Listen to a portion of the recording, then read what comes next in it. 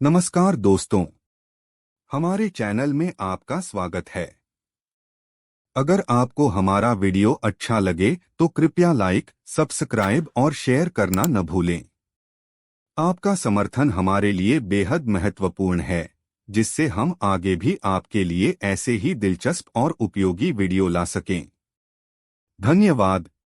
भागवत गीता सार अध्याय 16 दैवी तथा आसुरी स्वभाव। भगवान ने कहा है, भरत पुत्र, निर्भयता, आत्मशुद्धि, आध्यात्मिक ज्ञान का अनुशीलन, दान, आत्म स्वयं यज्ञ, परायणता, वेदांत, तपस्या, सरलता, अहिंसा, सत्यता, क्रोध विहीनता, त्याग, शांति, छिद्रान्वेषी में अरुचित, समस्त जीवों पर करुणा, लोभ विहीनता, भद्रता, लज्जा, संकल्प, तेज, क्षमता, धैर्य, पवित्रता, एशिया तथा सम्मान की अभिलाषा से मुक्ति, यह सारे दिव्य गुण हैं जो देवी प्रकृति से संपन्न दे तुल्य पुरुषों में पाए जाते हैं। हे पार्थ पुत्र, दंभम, दर्प, अभिमान, क्रोध, कठोरता तथा आज्ञा यह आसुरी से स्वभाव वालों के गुण हैं। दिव्या अच्छा मोच के लिए अनुकूल है और आज सूर्य अच्छा प्रबंध दिलाने के लिए है।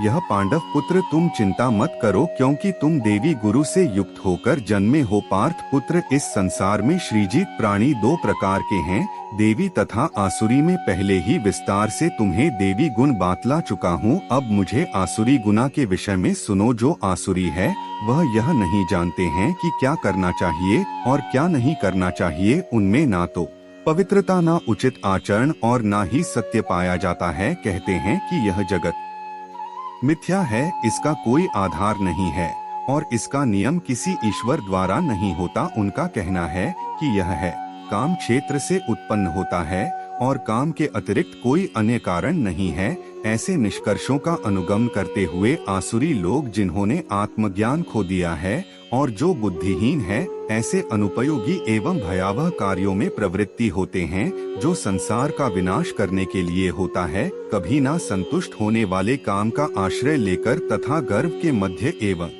मिथ्या प्रतिष्ठा से डूबे हुए आसुरी लोग इस तरह मोहग्रस्त होकर सदैव क्षण भंगुर वस्तुओं के द्वारा अपवित्र कर्म का व्रत लिए रहते हैं। उनका विश्वास है कि इंद्रियों की तृप्ति ही मानव संभाव्यता की मूल आवश्यकता है।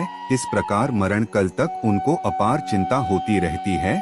वह लाखों इच्छाओं के जाल में बढ़कर तथा काम और क्रोध में लीन होकर इंद्रिय तृप्ति के लिए अवैध ढंग से धन संग्रह करते हैं। आसुरी व्यक्ति सोचता है, आज मेरे पास इतना धन है और अपनी योजनाओं से मैं और अधिक धन कमाऊंगा। इस समय मेरे पास इतना है, किंतु भविष्य में यह बढ़कर और अधिक हो जाएगा। वह मेरा शत्रु है और मैंने उसे मार दिया है और मेरा अन्य शत्रु भी मार दिए जाएंगे। मैं सभी वस्तुओं का स्वामी हूँ, मैं भोगता हूँ, मैं सिद्धि, शक्तिशाली माँ तथा सुखी हूँ, मैं सबसे अधिक व्यक्ति हूँ, सबसे धनी व्यक्ति हूँ और मेरा आसपास मेरे कलर में संबंधी है। कोई अन्य मेरा सामान शक्तिमान तथा सुखी नहीं है।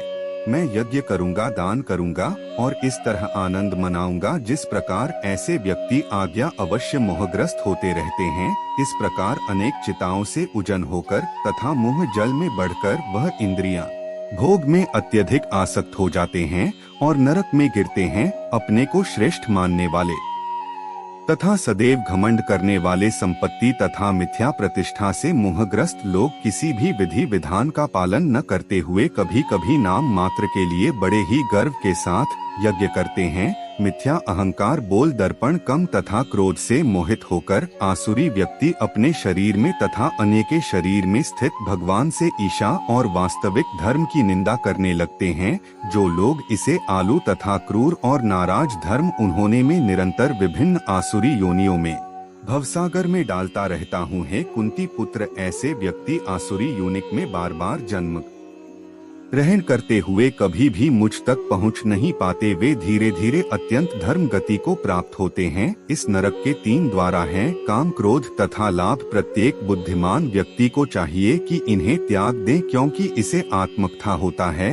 एक कुंती पुत्र, जो व्यक्ति इन तीनों नरक द्वार से बचा पाता है, वह आत्म साक्षात्कार के लिए कल्याणकारी करता है और इस प्रकार क्रमशः परम गति को प्राप्त होता है।